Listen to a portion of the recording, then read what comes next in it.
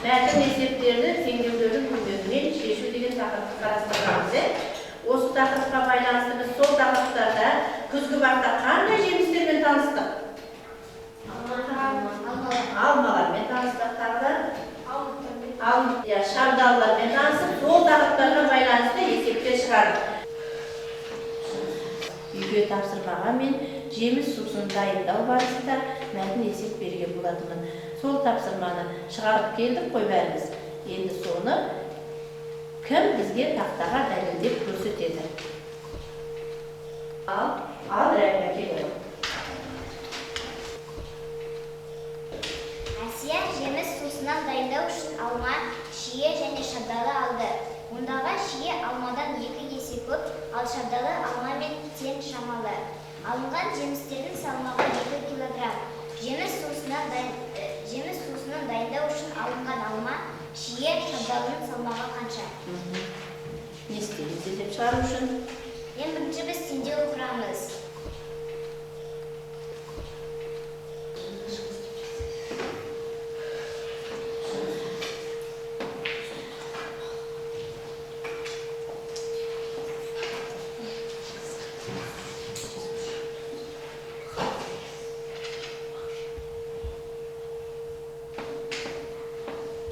Шабдалы X. Енді біз теңдеу құрамыз. X. Барлығы қанша болып тұр сонда? Ал барлығы бізде 2 килограмм.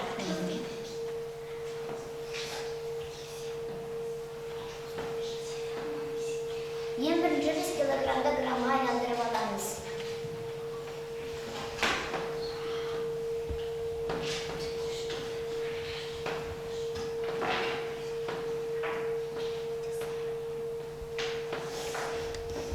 Ал енді теңдеу құрамыз. X. Қосылған 2x. Қосылған x. Тең 2. Енді барлығын қосамыз. Сол кезде 4x тең 2. X тең 2000 бөлінген 4. X тең 500. Енді жауабын жазамыз.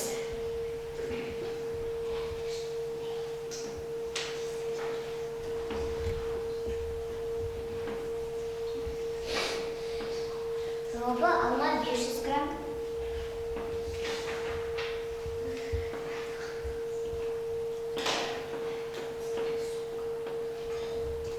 Ал шие 1000 грамм.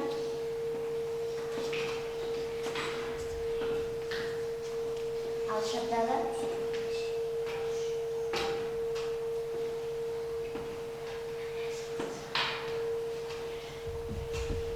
500 грамм. Үй тапсырмасы осындай дәреже шығу керек болатын. Ал енді өздері ойланыш, осы үй тапсырмасы барысында біз алған дүниеміз бар ма осы жерде? Біз не жасауды үйреніп тұрмыз? Мәтін есепке теңдеуді үйрендік. Екіншіден, жеміс сусынның қалай жасалуына да мән беріп тұр екенбіз. Қоспа арқылы да жеміс сусынын жасауға болады екен. Жарайды, рахмет Рәбияға көп. Ендеше енді бүгінгі сабағымыз сол сабақтың ары қарай жалғасы. Бүгін де мәтін есептерді теңдеулердің көмегімен шешу тақырыбында жұмыс істейміз. Ең алдымен балалар, біз келейік барлығымыздың жанымызға. Мына столды айнала тұра қалайық. Мен осы жерде тұрған балалардың бәріне сәттілік тілеймін. Сәттілік тілеймін. Бүгінгі күніміз қандай болсын деп ойлайсыңдар? Қуанышты, шаттыққа толы болсын дейміз. Ендеше қазір алдарында тұрған алмалардан бір-бірден алып, алманың түсіне қарай тоққа бөлінеміз. Әркім өзінің алған алмасына қарай тоққа бөлінеміз.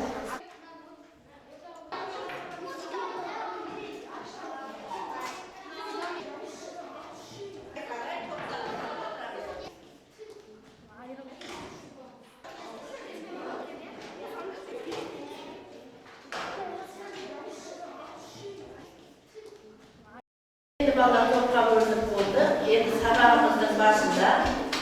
sabağımыздın basında menin kolumdagı kişkene korapçalık öttürsünler.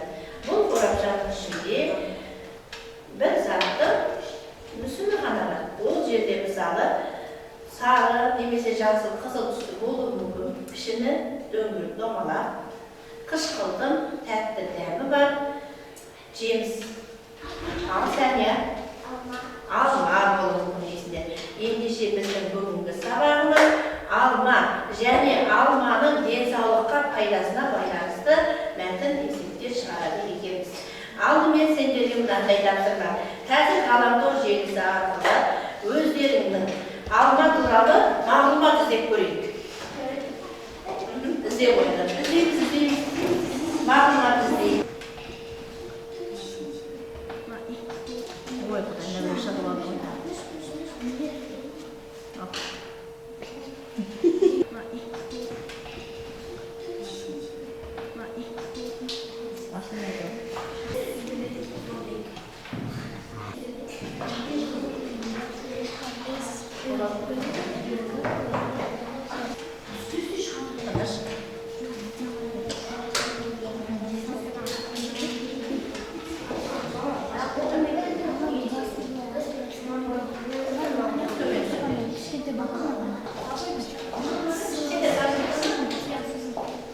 Tavırmasanlar oturamıyorlar.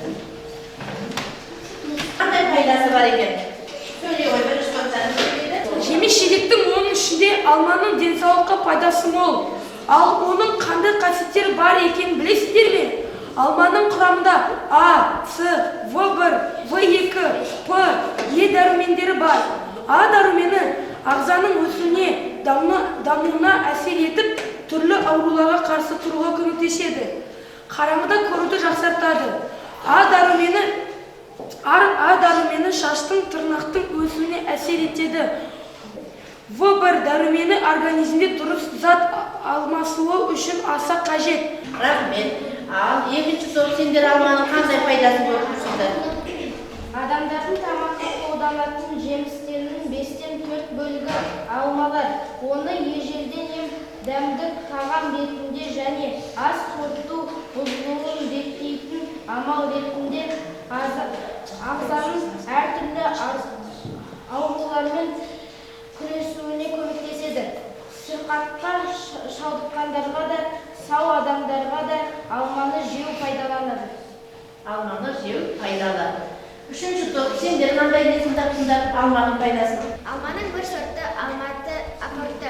19 ғасырдың аяғында Воронеж бунан Ресей әкелінген апорты жергілікті алма сортымен будандастыру арқылы шығарылған. Жемісінің салмағы 350 грамм, шырынды, түсі қанық қызыл, дәмі сәл қышқылтым әрі тәтті, ерекше хош иісті. Апорт Алматы облысының еңбекші Қазақ, Талғар, Қарасай аудандарында өседі. Міне балалар, алманың біздің денсаулығымызға қандай пайдалы екенін көздерің жетті. Ендеше бүгінгі сабағымызда алманы бұдан ары танып білуге, оны қолдана білу үшін мәтін есептерге теңдеу құра отырып жұмыс істейміз. Тақтадағы тапсырма бойынша біз топпен жұмыс істейміз. Ол жерде бірінші топқа берілген теңдеу бойынша бірінші топ өздерінің алдындағы мына тұрған қағаздарға суретін салады алдымен, сосын мәтінді құрастырып теңдеуді шешеміз. Алдымен ананы теңдеуді жазылаңдар, сосын кейін суретін саласында алма ағасынан суретіне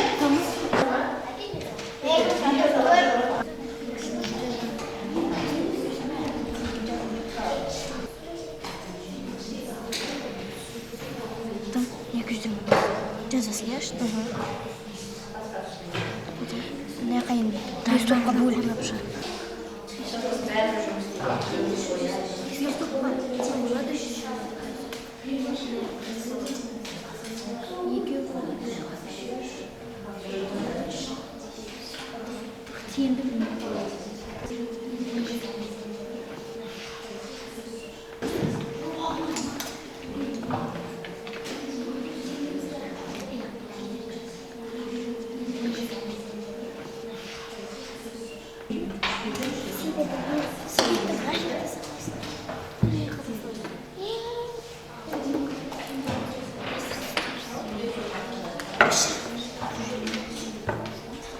Екі сондағы кім сен салатқан? Роза ма?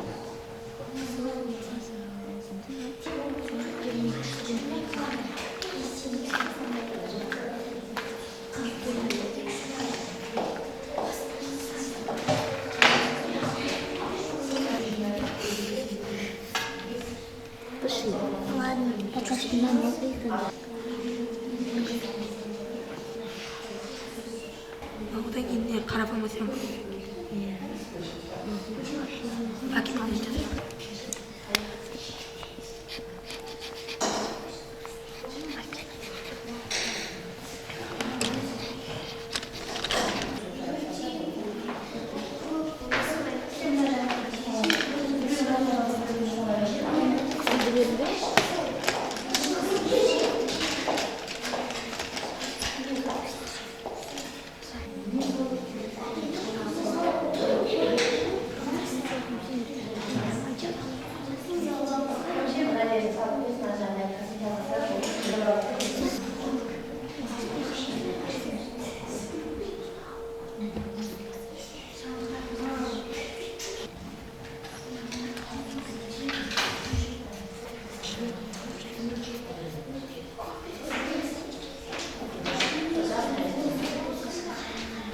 Anda salam.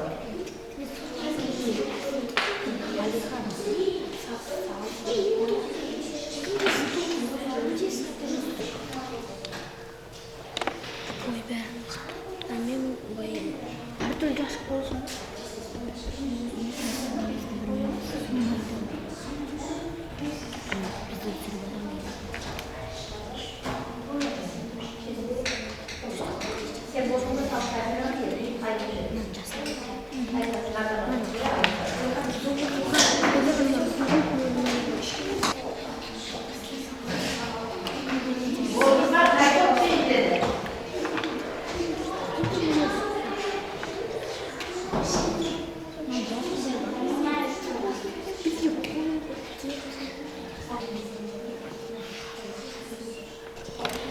Жируş olmaz.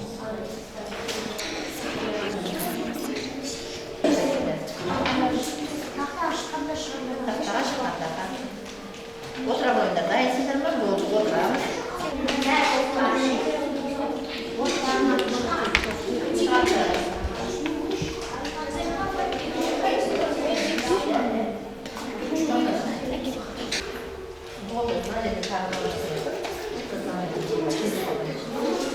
Tezliklerimiz.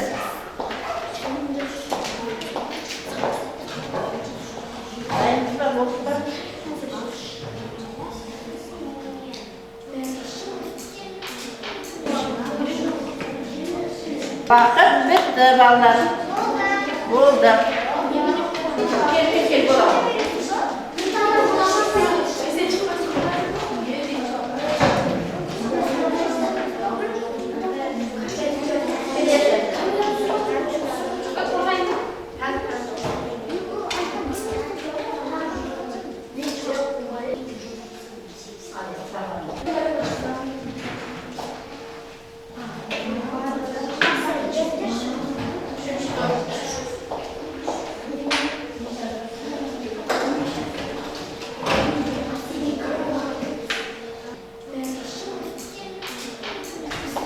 Енді балалар сендерге берілген тапсырма бұлай болған.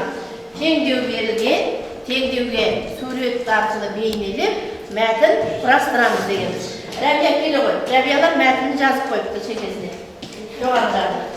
Марал бақтан бірнеше алма түсірді. Алмаларды 17 балаға бөліп берді. Сонда әр баладан 9 алмадан болды. Ең алғашында Марал қанша алма алды? Сонда Марал қанша алма алды? Марал 153 алма терді. 153 алма терген екен. Өте тамаша. Рәбияның қолына көп рахмет.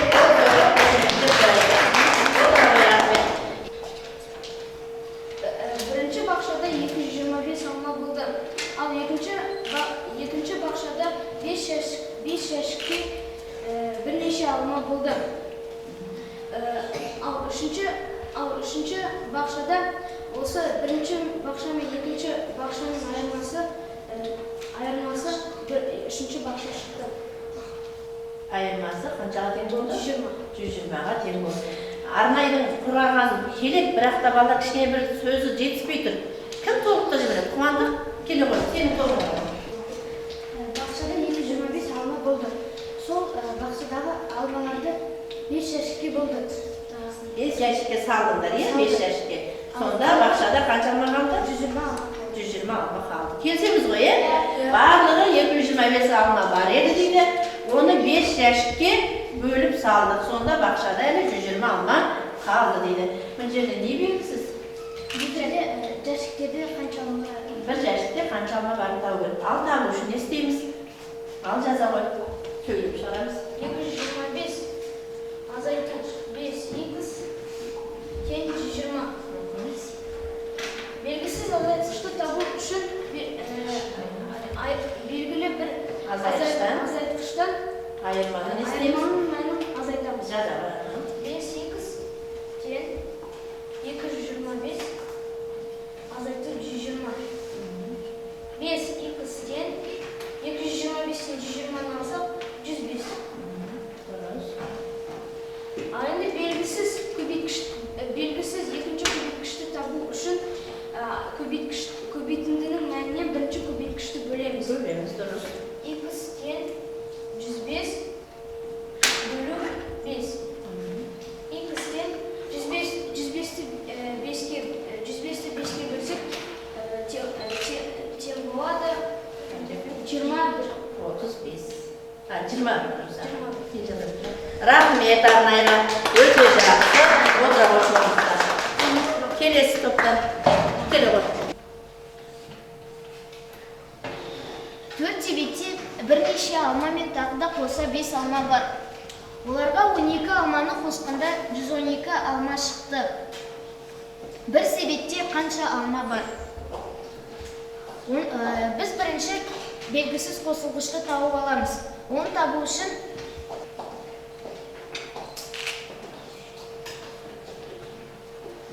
Оны табу үшін 112-ден 12-ні аламыз.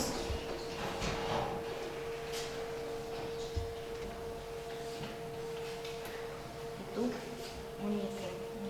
Рахмет. 4.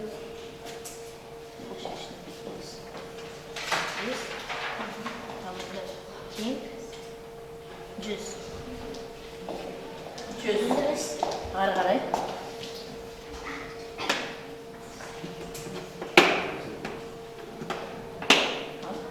Енді біз белгісіз көбейткішті тауып аламыз. Оны табу үшін 100-ді 4-ке бөлеміз.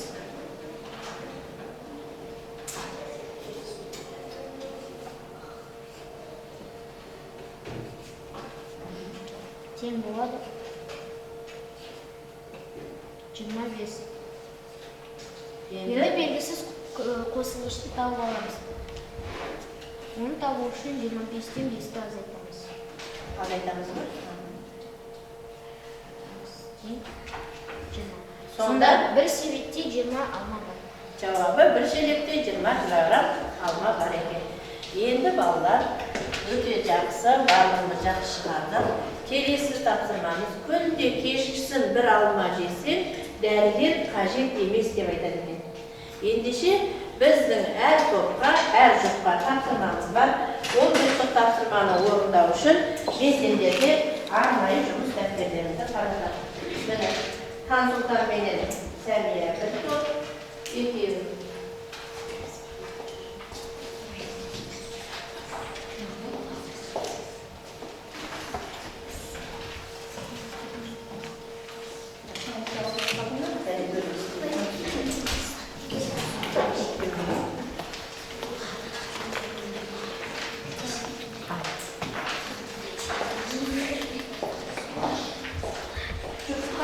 Tapsırmanı orundayız. 5 minut vakit verilip, görürsünüz de oynayın. Anladın mı? Çocukların tapsırması, sıra bölge tapsırması. Bir musası. 2 minut, 2 saat alırız.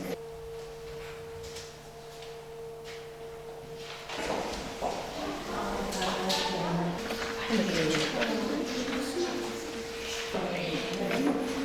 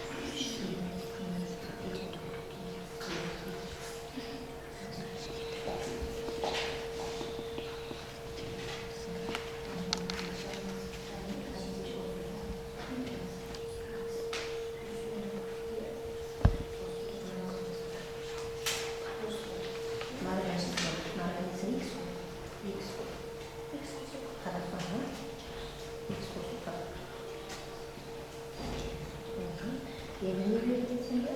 Натриймен Қосуға өтіс.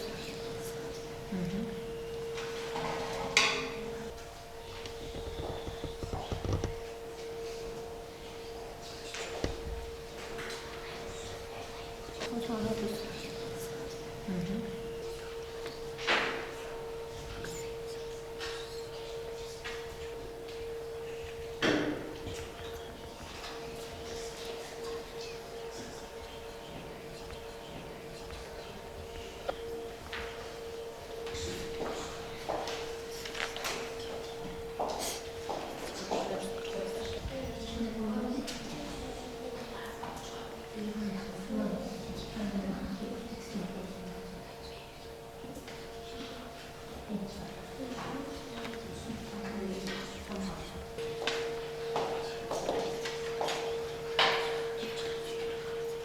Жарайды, балалар, болды, уақытымыз бітті. Тапсырманы, бірінші жұптың тапсырмасы бойынша кім қорғайды жұмысын? Ал Қансұлтан дайын екен. Қансұлтандікін тыңдаймыз. Қалған жұптарда бар ғой, сонымен тапсырмасы бірдей болуы мүмкін,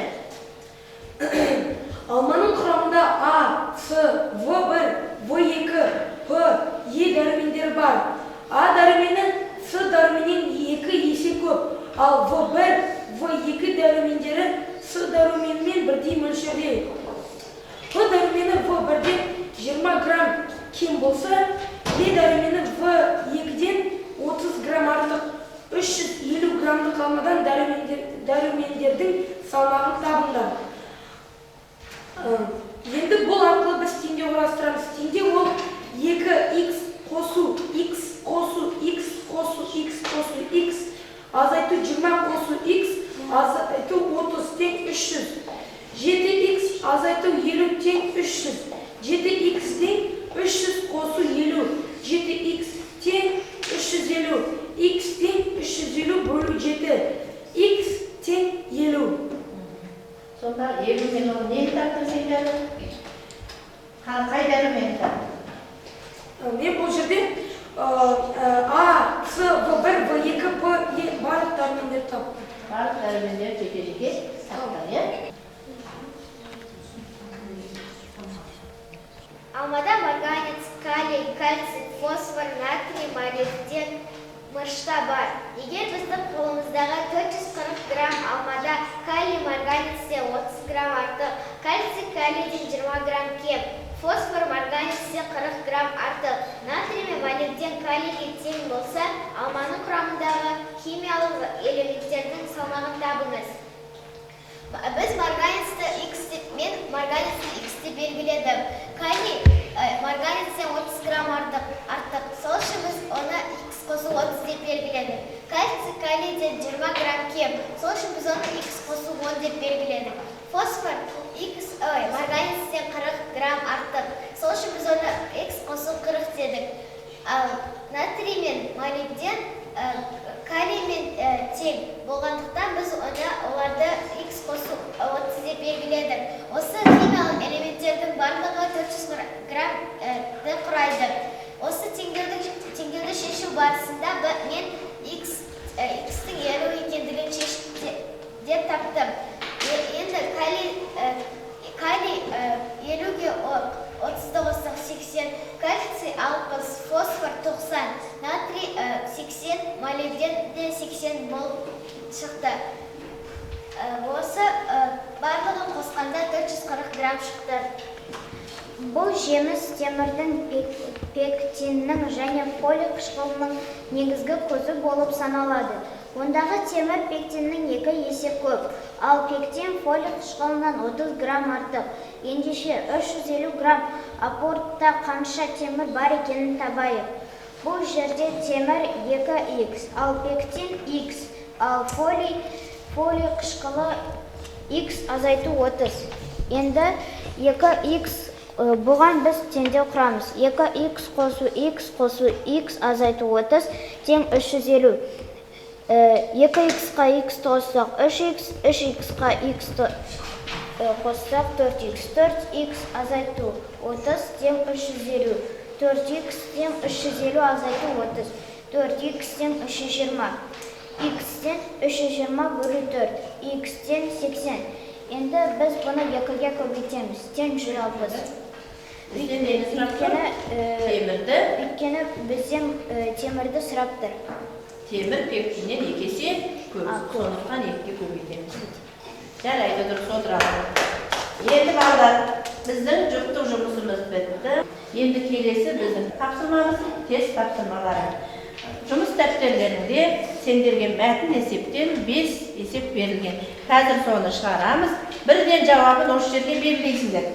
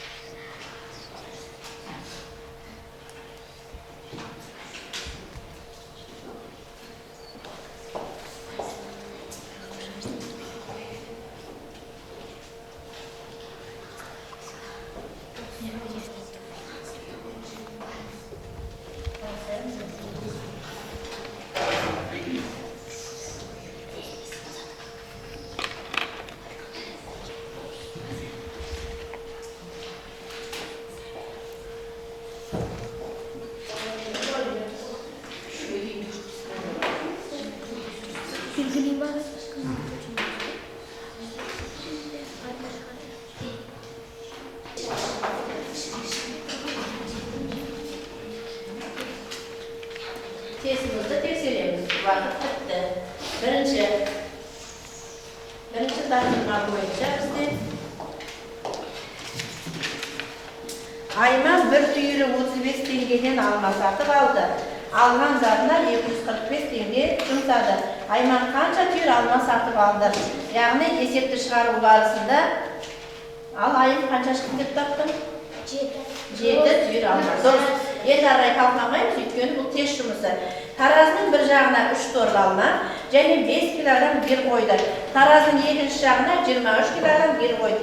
Таразы теңесті. Bir torba almanın salmağı qancha? Quvandıq? Bir torba almanın salmağı 6 kilo. Bizim tamaşa qo'rsoq qo'yamiz. Qo'rsoqga alg'aray ketdi. Sabira bozordan 1740 tengege, kilogrammi 250 tengeden 3 kilogram alma және 2 kilogram almıq satıb aldı. Almıqның 1 kilogramı qancha tenge turadi? Ayşa? 495 tenge. Öte tamaşa. Alg'aray көбейтсеңіз, барған 120 топ ағаш егіп, алма ағаш егіп, оның әр түрінен 12 шелектен алма жинап, барлығы 17.280 килограмм алма жинады. Bir шелекте қанша грамм алма бар екенін тағымдар. Арнай 12 сот. 12 дұрыс айтады. Енді балалар, бұл жерде біздің алатынымыз, біз базарға барып, алған затымыздың бағасын есептей білуіміз керек, қаншадан алғанымызды білуіміз керек. Өйткені бізге өмірімізде қажет. Егер де біздің алма бағымыз болса, одан қанша өнім алатынымызды есептей білуіміз керек екен. Біз бүгін не үйрендік, не білдік? Жұмыс дәптерлерінің артында сендерге арнайы құрылған тапсырма директорлары тұр. Сол бойынша өз бағаларыңды бере қойыңдар.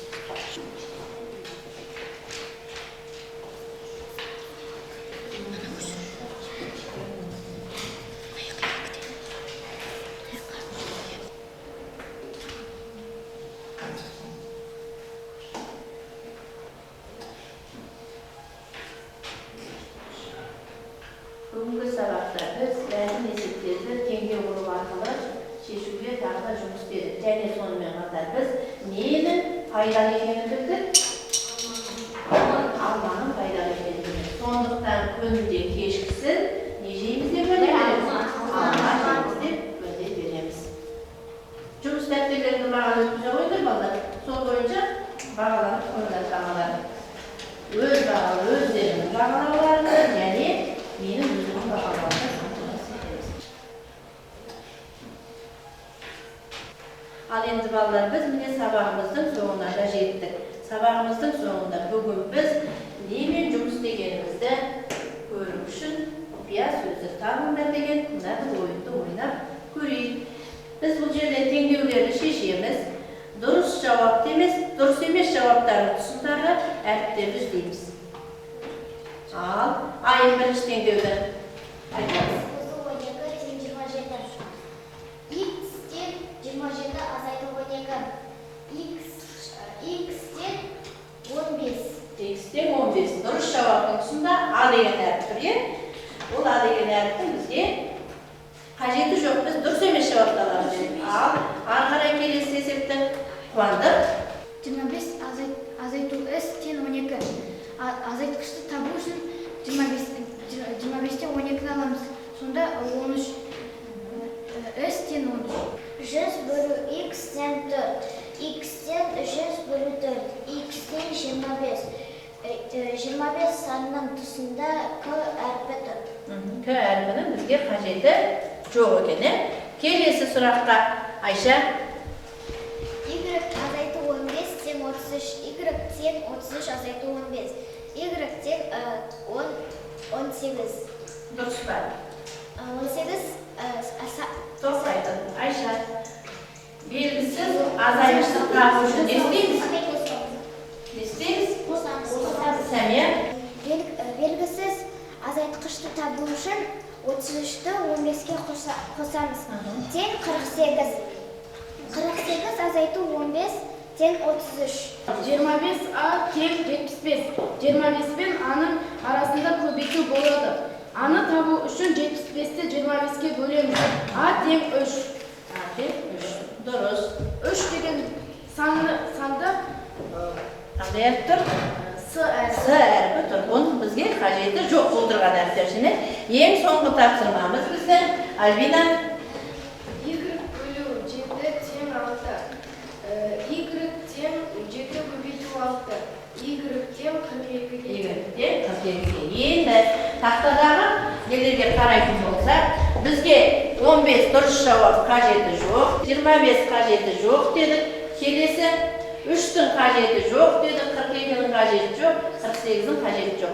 Қалған дұрыс емес жауаптардағы әріптерді құрап көріңіз, қандай сөз шығар екен? Қандай сөз шығады? Таптық па? Қандай айтады? Теңдеу. Ендеше біз бүгінгі сабақта қай тақырыппен жұмыс істедік? Теңдеу тақырыбымен жұмыс істедік. Теңдеудің біздің адам өміріне пайдасы бар ма екен? Бар. Онымен біз жұмыс істейміз бе сабақ барысында? Күнделікті өмірде. Ендеше үйге тапсырма балдар.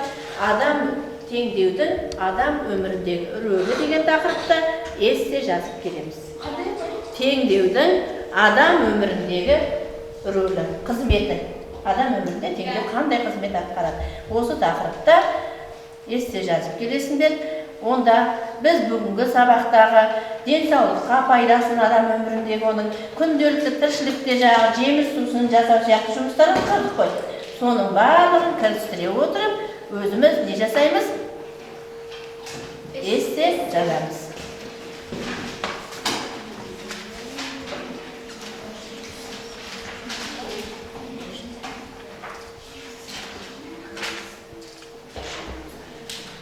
Енді біз балалар осы теңдеу тақырыбы барысында бірнеше сағат жұмыс істедік. Біз нені үйрендік, нені білдік, және біз қандай көмек күтеміз, нені ала алмадық. Соған байланысты және бүгінгі сабақтың өту барысына байланысты өздерінің кері байланыстарыңды жасайсыңдар. Жарайды ма? Міне, әрқайсысы бір-бірден стикерге де қарасаңдар, ол немен беріліп тұр? Алмадан алмамен беріліп тұр. Бір-бірден ала қойыңдар. Сағаттың өту барысы, саған қалдым, маған жоқ. Сосын нені түсінбей қалдым. Маған осыны қайта түсіндірсе екен деген ойым болса, соны айтады.